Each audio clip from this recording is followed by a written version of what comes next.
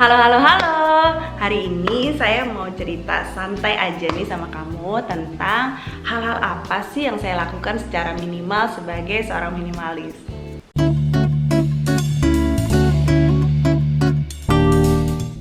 Oke, kita mulai ya. Yang pertama nih, skincare rutin.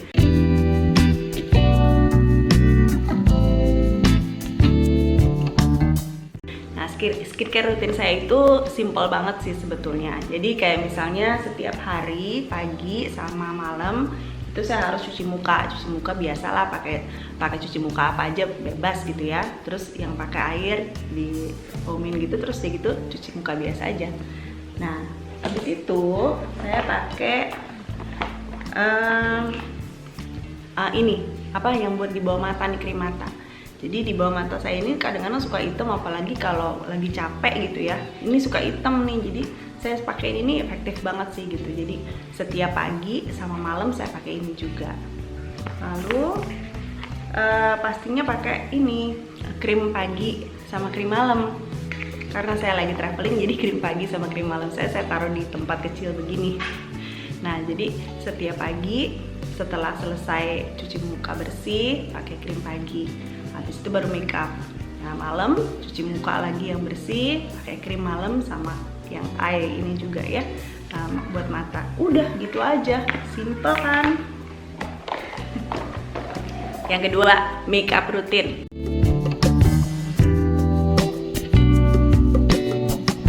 Make up rutin saya juga simple banget. Ini saya ceritain nih cara saya make upnya nih ya. Yang pertama pastinya pakai bedak tabur. Jadi saya pakai bedak tabur. Saya nggak suka pakai bedak yang padat, jadi saya pakainya bedak tabur. Saya juga nggak suka pakai foundation, kayaknya terlalu tebel gitu rasanya. Jadi bedak tabur aja cukup. Terus udah gitu pakai apa, blush on gitu kan. Pakai blush on yang warnanya ada warna kulit lah. Saya nggak suka yang warnanya pink kayak menor gitu, nggak suka. Pokoknya makeup saya bener-bener natural aja gitu. Pakai blush on, terus abis itu eyelash curler biar kelihatan rada lentik gitu kan. Baru abis itu pakai maskarain gitu. Terus nah, untuk alis saya nggak suka diapa-apain alisnya, jadi model yang kayak gini aja nih. Kayak apa, kayak disisir gitu aja gitu, disisir aja. Jadi saya nggak bisa soalnya bentuk-bentuk alis yang kayak digambar-gambar gitu, ntar jadi miring kan sama kiri. Jadi saya mendingan ikutin aja bentuk alis saya, disisir aja gitu ya. Terus udah gitu buat mata juga pakai ini eyeliner. Udah gampang kan? Apalagi ya, nah kalau lipstick saya punya dua nih lipstick. Jadi kalau lipstick itu karena kalau udah 18 bulan lipstick itu harus diganti, harus dibuang. Ganti yang baru. Kalau saya lipsticknya warnanya begini. Ada dua warna tapi warnanya sama, mirip-mirip. Satu yang coklat muda, yang satu coklat tua. Udah gitu aja.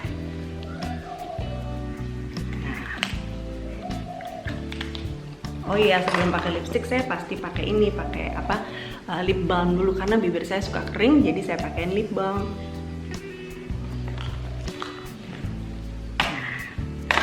Minimal banget kan? Yang ketiga, hair care rutin. Nah, hair care rutin saya juga minimal banget. Saya cuma pakai shampoo aja. Dulu suka pakai conditioner, sekarang nggak pernah pakai conditioner lagi. Shampoo-nya juga yang light gitu. Dan saya mengaku dosa, saya nggak punya sisir. Saya nggak pernah nyisir, jadi sisirnya pakai tangan aja. Kurang perempuan ya, nggak apa-apa deh. Memang saya sukanya begitu. Tapi ya pagi ini harus dicatok sih, jadi setiap hari pasti nyatok gitu. Cuman ya gitu, nggak disisir gitu, enggak. Gampang kan? Saya nggak pernah pakai hair masker, aduh jarang banget. Pernah sih, mungkin dulu pernah sih, tapi sekarang sih nggak pernah lagi pakai hair masker. Pakai masker buat muka juga jarang banget deh. Berikutnya beauty routine. Nah, beauty routine kayak apa ya? Misalnya kayak nail polish. Nih teman-teman lihat nih, kuku saya nggak pernah panjang. Jadi Karena saya itu kan di rumah nggak pakai asisten rumah tangga, jadi di rumah kan kerjain segala sesuatu sendiri kan. Jadi kayak misalnya cuci piring, nyapu, ngepel gitu kan, kita di rumah ya bekerja sama tuh suami istri sama anak-anak. Jadi kalau kukunya panjang tuh agak ribet, jadinya suka nyangkut-nyangkut. Kalau lagi masak tuh lagi potong, misalnya lagi potong kentang atau potong wortel gitu kan, yang pakai yang modelnya peelernya itu kadang-kadang suka nyangkut-nyangkut tuh kalau kukunya panjang. Jadi saya nggak pernah punya kuku panjang, jarang banget.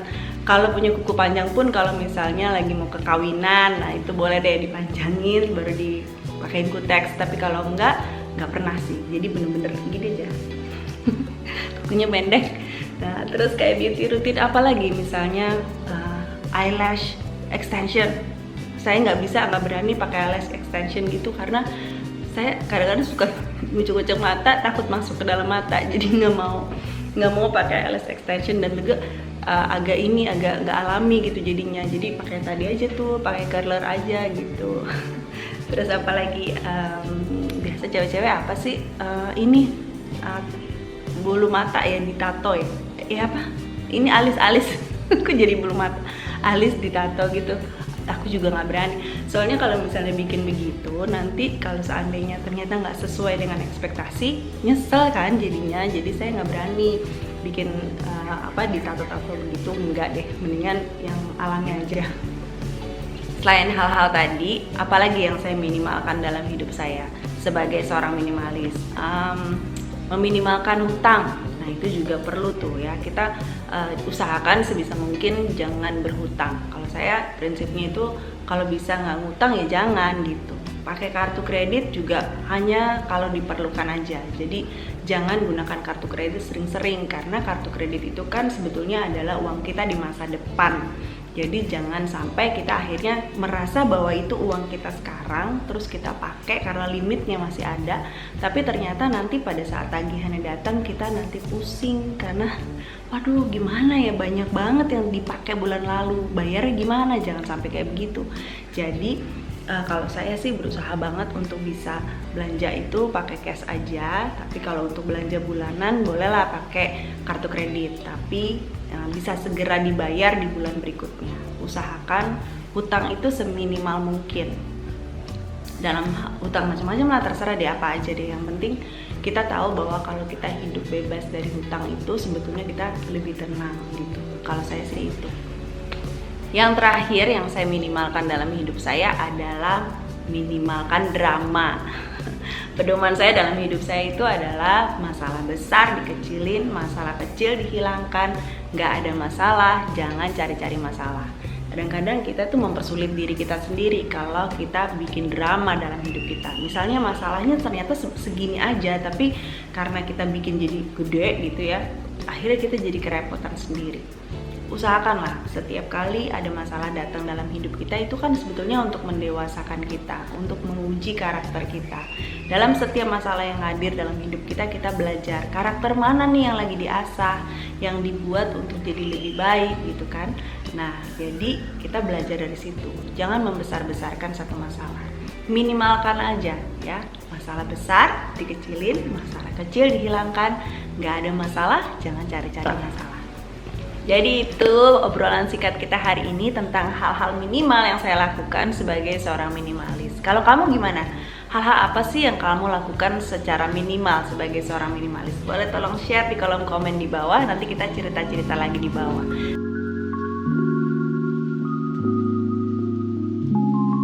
Things I only own one. Dan saya mau cerita versi saya nih, apa aja barang-barang yang saya cuma punya satu.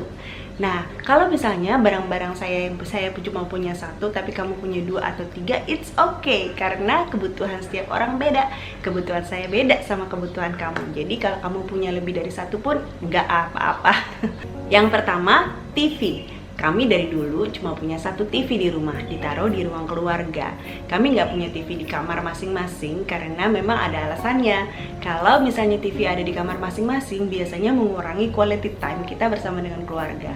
Memang pada waktu anak-anak kecil, kita yang dewasa harus ngalah gitu ya. Kita harus nonton Disney Channel atau acara anak-anak. Tapi bagus juga sih duduk bareng anak-anak terus nonton bareng, itu ternyata bisa bikin juga mereka lebih bonding sama kita. Kita ikutan nonton sama mereka, ikutan cerita-cerita sama mereka gitu kan. Nah terus kayak gitu anak-anak juga jadinya lebih terkontrol, jadi ketahuan tuh mereka biasanya sukanya nonton apa aja sih gitu.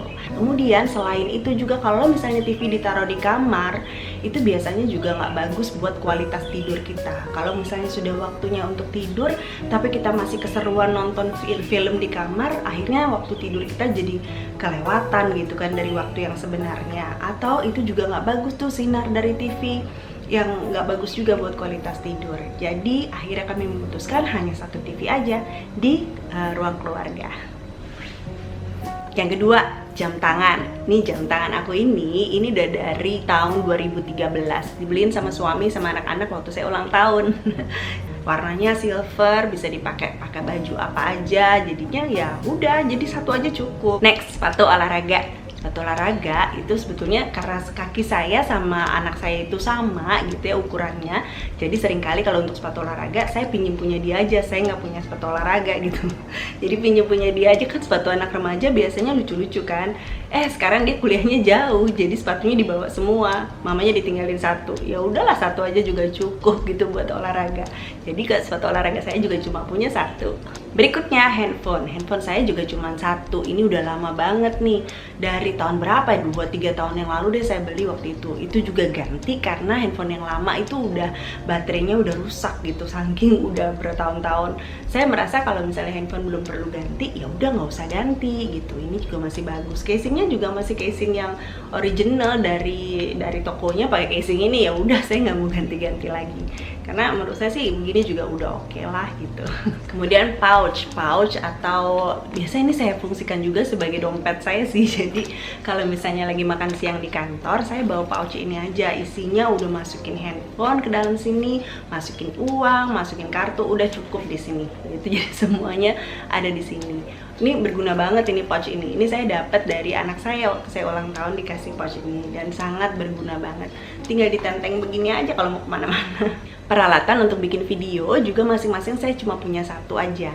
Jadi yang sekarang ini saya pakai kameranya, saya masih pakai kamera G7X ya. Ini doang nih yang saya pakai selama ini untuk bikin video-video untuk YouTube, video untuk kamu. Kemudian juga tripod punya satu doang. Itu waktu itu sebetulnya dipakai bukan untuk bikin video. Jadi waktu itu saya sama suami mau pergi jalan-jalan, terus nanti nggak ada yang fotoin kita dong, kalau gitu kita beli aja di tripod. Ternyata itu udah lama sih, sekitar 5 tahun yang lalu lah gitu ya.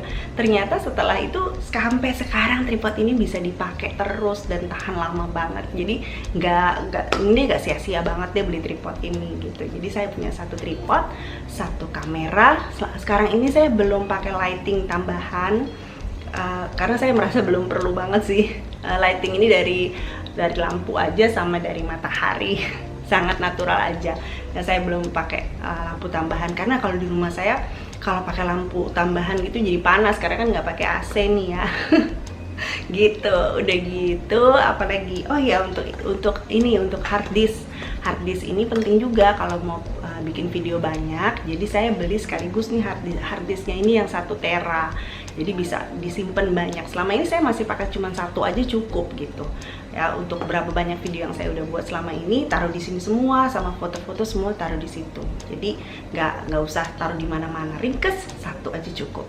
Kemudian kartu kredit juga saya cuma punya satu aja. Jadi karena kartu kredit itu kan sebetulnya uang kita di masa depan, kita nggak boleh tuh pakai kartu kredit keseringan. Saya nggak mau punya banyak kartu karena kalau punya banyak kartu nanti saya lupa tagihannya, untuk yang kartu ini tanggal sekian, kartu ini tanggal sekian. udah deh, satu aja cukup. Lagi pula ya satu ini juga limitnya juga saya batasi juga, saya nggak mau limit yang besar-besar karena nanti saya berpikir bahwa uang saya masih banyak gitu. Jadi lebih baik satu kartu dengan limit yang terbatas dan memang hanya dipakai untuk keperluan-keperluan tertentu aja gitu. Jadi menurut saya satu kartu aja cukup. Kenapa Kak? Kalau punya banyak kartu kan enak Kak ya, bisa dipakai buat kalau misalnya diskon dengan kartu yang ini, pergi ke sana dengan kartu. Iya sih, tapi nggak usah lah, satu aja cukup kalau buat saya nggak mau terlalu banyak, terlalu ribet gitu loh kalau punya banyak kartu. Peralatan dapur juga saya punya masing-masing satu. Kenapa? Karena sebetulnya saya nggak terlalu jago masak. Saya nggak suka terlalu banyak macam-macam peralatan dapur. Jadi peralatan dapur saya itu cuman ada kayak satu panci kecil, satu panci besar, kemudian satu wajan kecil, satu wajan besar untuk keperluannya masing-masing.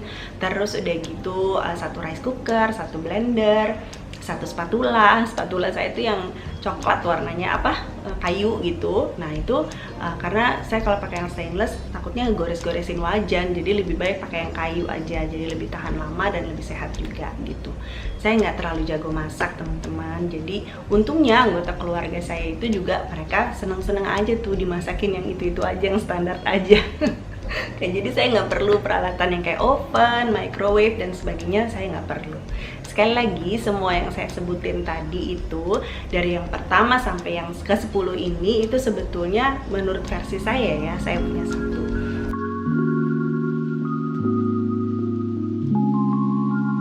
Saya mau cerita sama kamu ada apa aja isi di dalam tas saya. What's in my bag?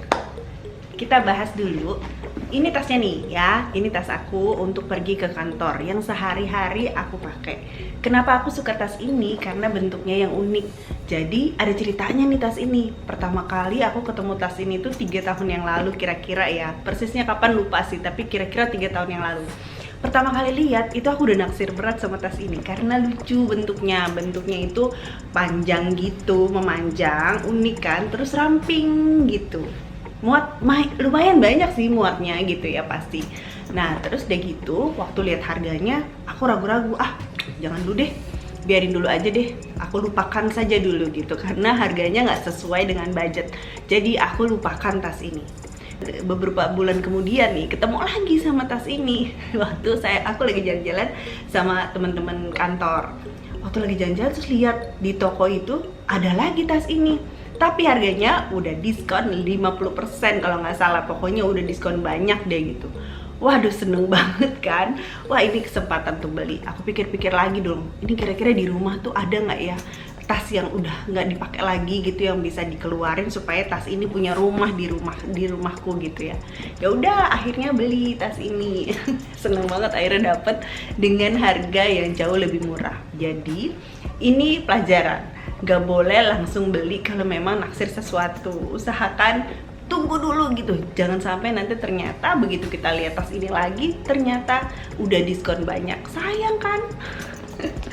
Oke, jadi itu ceritanya si tas ini. Tas ini udah nemenin aku 3 tahun dan aku udah happy banget sama tas ini karena dia kuat, dia bagus, warnanya hitam, bisa dipakai ke semua baju gitu, gampang dipakai. Nah terus udah gitu isinya apaan aja ya, kita bedah satu-satu.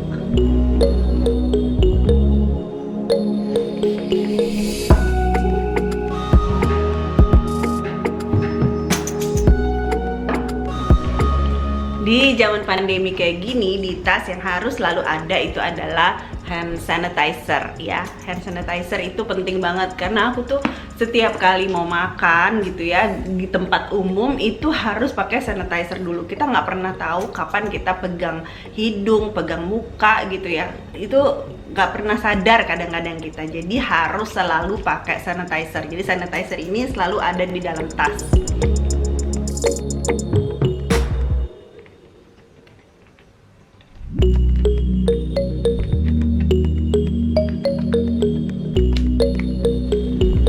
Barang berikutnya yang harus selalu ada di tas adalah handphone. Zaman sekarang handphone ini kan selalu nemenin kita kemanapun kita pergi karena semua informasi ada di sini gitu ya. Kita kadang lebih takut ketinggalan handphone daripada ketinggalan dompet biasanya gitu. Jadi handphone ini selalu saya bawa. Ini handphone udah 2 tahun lebih deh bareng sama saya dan nggak pernah rusak, memorinya masih bagus.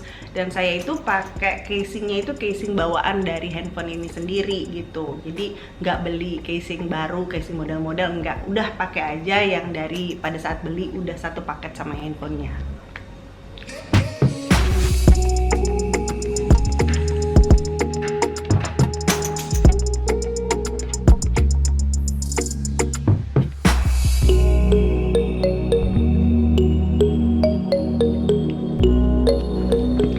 Terus ada apa lagi ya? Nah ini ada Kacamata harus selalu dibawa kemana-mana, karena kalau nggak aku nggak bisa baca kalau nggak ada kacamata. Ya kan? Jadi pakai kacamata supaya bisa baca buku, bisa lihat komputer gitu. Nah, tapi kacamata aku tuh nggak yang harus terus-menerus dipakai. Jadi kalau dibutuhkan aja. Karena itu dia harus selalu ada di dalam tas.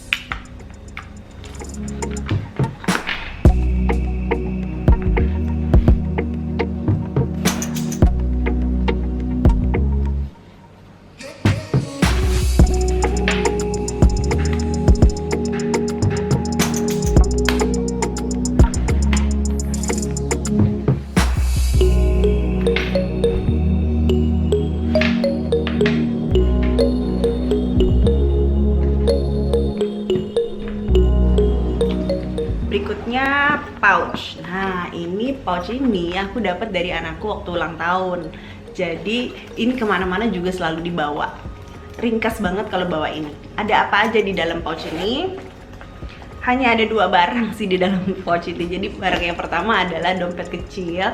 Ini isinya kartu-kartu aja gitu, kartu-kartu yang biasa aku bawa. Nggak banyak juga sih, cuma sedikit. Paling kartu identitas sama kartu kredit gitu. Terus udah gitu bolpen. Ada bolpen selalu di dalam pouch ini. Kenapa? Karena kalau misalnya suatu saat nanti kita perlu untuk ngisi-ngisi sesuatu atau perlu nulis-nulis apa, bolpen ini selalu ada di dalam pouch ini gitu. Ya, jadi setiap kali mau kemana-mana, pouch ini gampang banget deh pokoknya dibawa. Misalnya kalau mau makan siang gitu ya dari di kantor, udah bawa ini aja. Isinya apa? Yang tadi tuh dompet kecil, terus udah gitu bolpen. Tinggal masukin lagi si hand sanitizer ke dalam sini, terus masukin lagi handphone ke dalam sini. Udah, jadi tinggal bawa begini aja kancing. Udah kemana-mana bawa begini aja, kan ringkas banget gitu, jadi nggak ribet. Bawa ini aja kalau mau pergi-pergi yang deket-deket.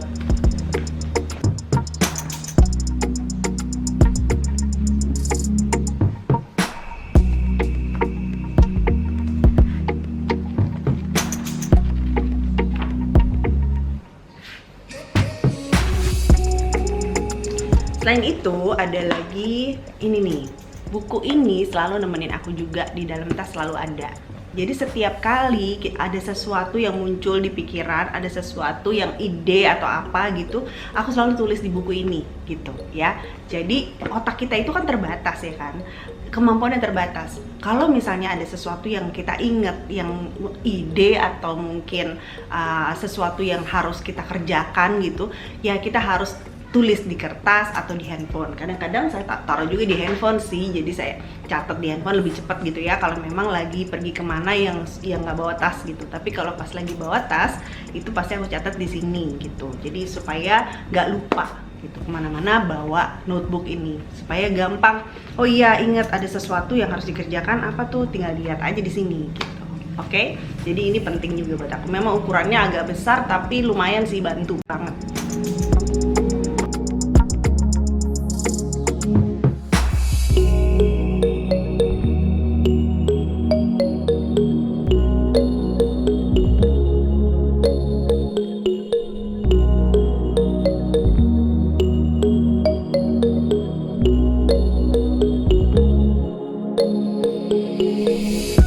Lalu earbud. Nah, earbud ini juga penting nih. Jadi aku selalu bawa ini. Nih. Ini tuh tinggal di-plug-in di kuping aja gini. Terus harus satu lagi. Udah enak gitu. Ini aku pakai kalau seandainya lagi perlu untuk konsentrasi. Pada saat lagi mengerjakan sesuatu yang perlu konsentrasi, pakai earbud, habis itu lakukan pekerjaan itu bisa lebih deep work gitu istilahnya, lebih tenang gitu. Atau lagi pengen nonton YouTube atau lagi pengen nonton Netflix atau apa, boleh juga pakai ini, jadi enak gitu ya. Dan ininya nih chargernya juga harus selalu dibawa, karena kalau misalnya dia habis jadi langsung diisi gitu. Tapi ini sih sebetulnya lama banget sih, habisnya lama banget, tapi buat jaga-jaga aku tetap bawa ini di dalam tas gitu.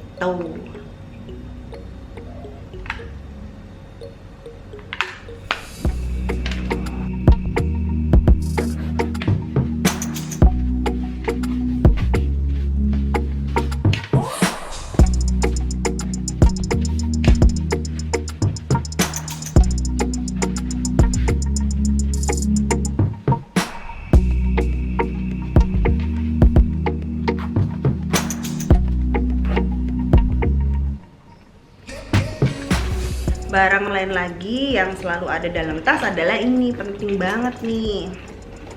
Nah, ini adalah kayak kantong belanja yang sering banget aku bawa, selalu aku bawa di dalam tas ini. Jadi kalau seandainya tiba-tiba mau jalan-jalan kemana gitu, terus perlu beli sesuatu, tinggal keluarin ini aja. Ini yang bikin mama aku sendiri. Mama tuh demen bikin-bikin begini gitu ya. Nih, gini aja, tinggal dibuka begini. Nah, jadilah dia tas belanja. Gitu. Udah, habis itu tinggal dirapiin lagi. Kalau udah selesai, masukin barang-barang belanjaan ke sini. Setelah dikeluarkan, kita rapiin lagi. Langsung dilipat lagi. Setelah dilipat, lalu masukin lagi ke dalam tas. Gampang banget.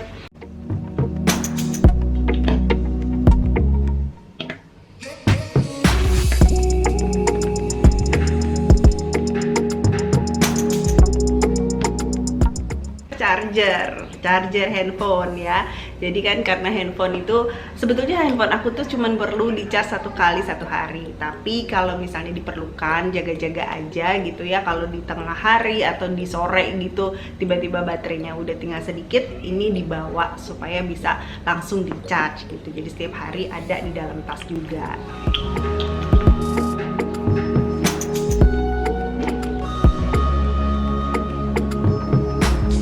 Kadang-kadang aku harus bawa laptop ke kantor. Nah, kalau bawa laptop nggak muat di tas yang ini, jadi aku biasanya pakai tas yang satu lagi, yang ini. Ini tas ransel laptop biasa, tas gratisan, dapat dari waktu beli laptopnya ya pakai ini, pakai tas ini gitu. Jadi tinggal masukin aja laptopnya ke sini, ya masukin ke dalam sini, lalu habis itu masukin barang-barang yang tadi itu ke sini lagi gitu. Jadi gampang aja.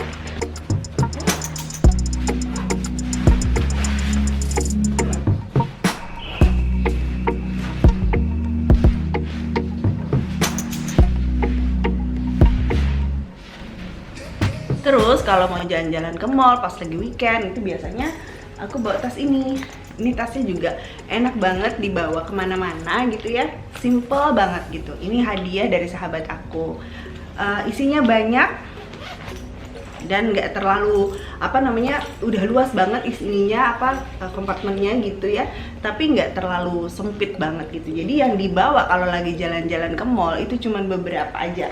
Jadi cuman handphone gitu masuk ke sini, terus kacamata itu harus, lalu dua lagi yang harus dibawa ya.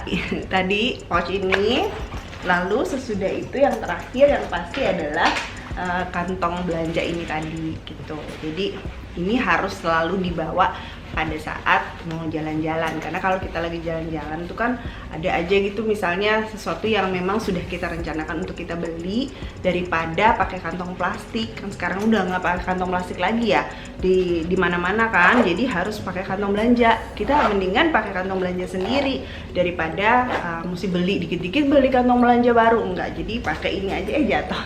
Jadi pakai ini aja, masukin juga ke dalam tasnya. Udah pakai gini kalau misalnya hari weekend gitu untuk jalan-jalan.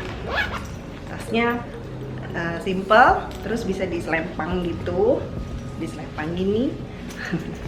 Enak dibawa jalan-jalan, gampang.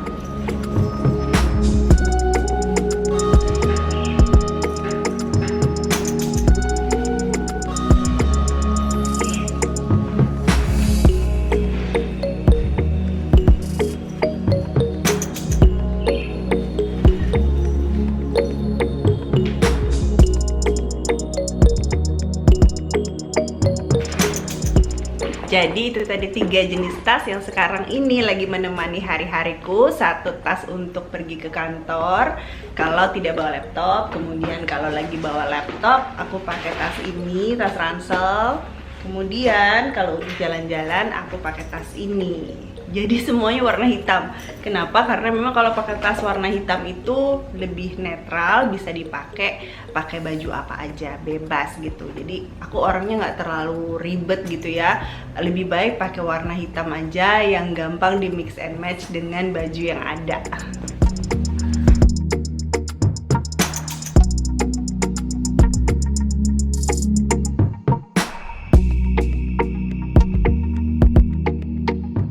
Isi dari masing-masing tas itu juga simple aja, nggak gitu banyak ya. Saya nggak bawa makeup-makeupan. Dulu saya sempet tuh bawa kayak lip balm gitu ya, di dalam tas ada, atau bedak gitu. Sekarang nggak pernah lagi. Kenapa? Karena memang ternyata saya perhatikan kegiatan sehari-hari saya juga, ternyata saya memang cuma makeup 1 kali sehari doang gitu. Jadi nggak sampai dengan sore itu makeupnya ya itu aja, saya nggak pernah touch up lagi gitu. Ya udah, ngapain saya bawa-bawa di dalam tas setiap hari gitu, ternyata tidak dipakai. Kalau aku lebih suka untuk bawa barang-barang yang diperlukan aja gitu. Jadi nggak terlalu berat. Kalau kita bawa tas yang isinya banyak, ini pundak kita juga jadi sakit berat karena hari-hari bawa barang yang terlalu banyak. Sama kayak hidup, kalau misalnya kita bawa beban terlalu berat gitu kan, kita jadi berat gitu ya. Padahal sebetulnya yang harusnya ada di dalam pikiran kita itu nggak semuanya harus ada di sini. Ada yang bisa kita tinggalkan, ada yang bisa kita keluarkan, sehingga nggak selalu ada dalam pikiran kita, supaya hidup kita jadi lebih ringan dan menyenangkan.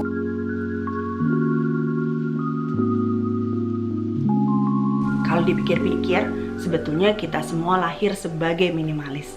Kita datang ke dunia ini nggak bawa apa-apa. Waktu kita lapar, nangis. Waktu kita kedinginan, nangis. Nanti orang tua kita tuh yang akan memenuhi kebutuhan kita.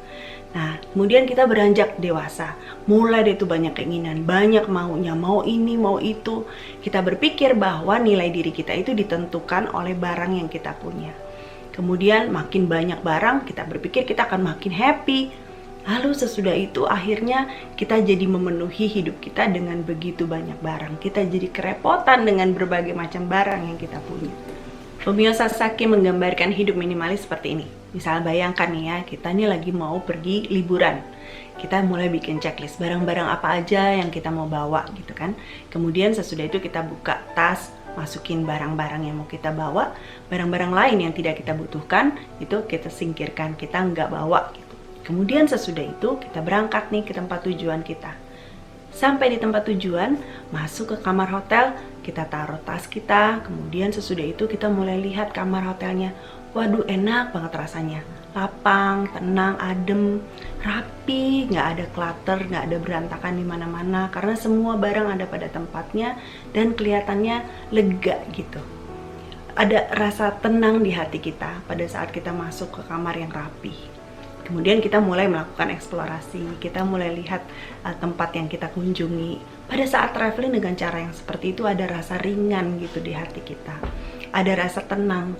Nah, itu adalah gambaran hidup minimalis yang digambarkan sama Fumio Sasaki di buku ini. Jadi di buku ini tuh dia bilang bahwa semuanya rasanya tenang karena kita hanya membawa barang-barang yang kita butuhkan aja. Dan gak ada clutter yang berantakan. Nah, sekarang bayangkan gini, setelah akhir dari liburan itu, kamu mulai beresin barang-barang kamu, masukin semua ke dalam tas lagi. Baju-baju yang belum dicuci, terus ada souvenir-souvenir yang kamu beli sepanjang perjalanan itu, kemudian oleh-oleh, terus ya gitu barang-barang lain deh yang kamu beli deh, masukin semuanya ke dalam tas. Tas yang tadinya muat, akhirnya nggak muat lagi. Udah dijubel-jubelin nggak bisa juga. Aduh, nggak bisa ditutup gimana nih gitu, mulai stres kan. Aduh, akhirnya sebagian barang harus dikeluarin, terus pindahin ke tas yang lain, ke tempat yang lain lah. Ada jadinya tadinya kamu pergi cuma bawa 1 tas aja, pulangnya kamu bawa gembolan-gembolan banyak banget. Aduh, ribet banget rasanya. Kemudian di tengah jalan, kamu ternyata harus keluarin dompet kamu. Kamu lupa taruh dompetnya di mana, di tas yang mana. Cari. Aduh, tambah stres deh, karena kamu harus cari barang yang bingung naruhnya di mana. Habis itu kamu baru ingat di tengah jalan, ya ampun saking banyaknya barang yang harus dibawa, ada tas 1 yang ketinggalan.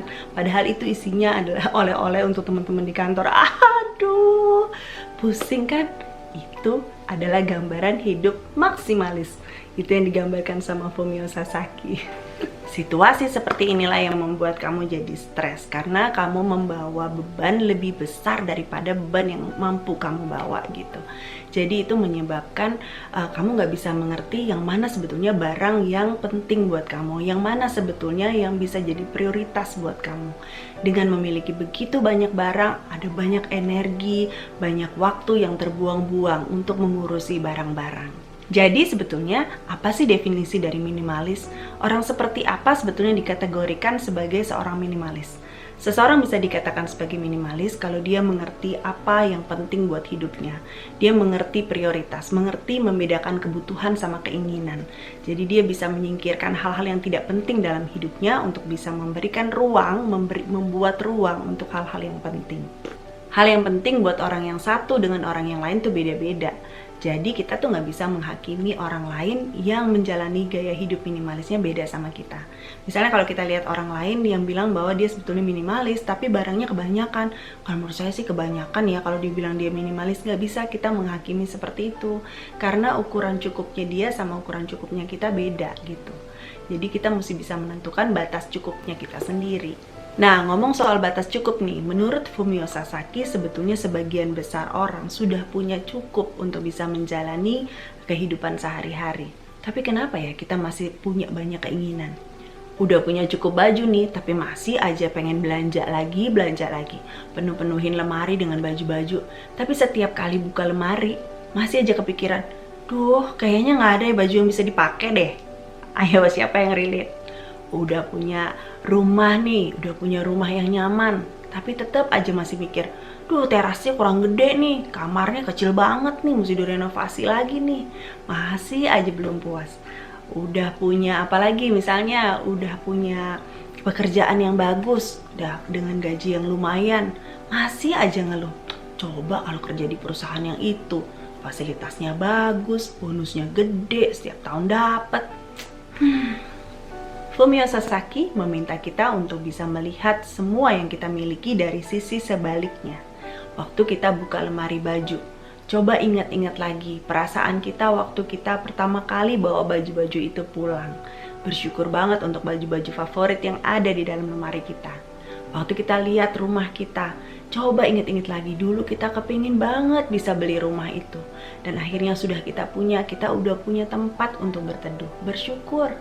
Kemudian waktu kita mau mengeluh soal pekerjaan kita, coba ingat-ingat lagi dulu kita yang ingin banget kerja di situ. Kita kirim CV, nunggu panggilan, begitu dipanggil, diterima, seneng banget rasanya.